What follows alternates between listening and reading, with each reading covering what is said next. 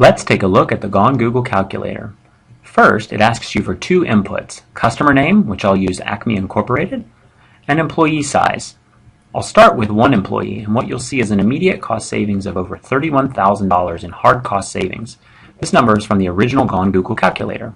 Interestingly, when you run employee numbers in growing size, you'll see a decay curve all the way up to over 6,500 employees, saving less and less the larger you are. For this demonstration, I will edit the employee count from 1 to 7,000 employees. What you'll see is that the cost calculator actually self-updates to show $0 of cost savings per year, and the printer, which used to show 31,000, now shows a generic 50 to 70% savings. The next claim is that my employees will be 2.8 times as productive while going Google. This is based on one anecdotal study conducted by a customer, which is not available for review.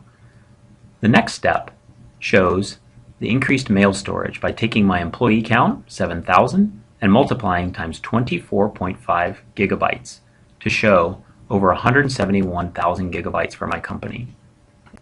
A new column appears in the calculator showing hours saved by going Google. Over 195,000 hours are claimed to be saved by taking employee count times 28 hours of time they spend dealing with spam and adding that into the calculation. The next set of claims are in regards to content revisions, with no mentions of the fidelity loss resulting from using Google Docs as your primary office suite. The calculator now claims my employees can communicate 36% more, again referring to a study which is not available for review conducted by one anecdotal customer internal study. Oddly, now the tool goes on to claim the benefits of going Google actually include avoiding updates related to the systems that every employee would require to access Google Apps, an operating system. This is done by taking 1 hour of updates a year times 7,000 employees. Now Google goes on to calculate that employees will save over 189,000 hours of additional productivity related to downtime of their existing messaging platform. You can see the defaults are set for Exchange, GroupWise, or Lotus Notes, with Exchange set at 150 minutes a month. This does not calculate in the over 450 minutes of downtime Google Apps services have had in the last 60 days alone, or the fact that Google Apps is service credits based, not financially backed. The next step calculates a $19 million payday from going Google as a result of avoiding lost data.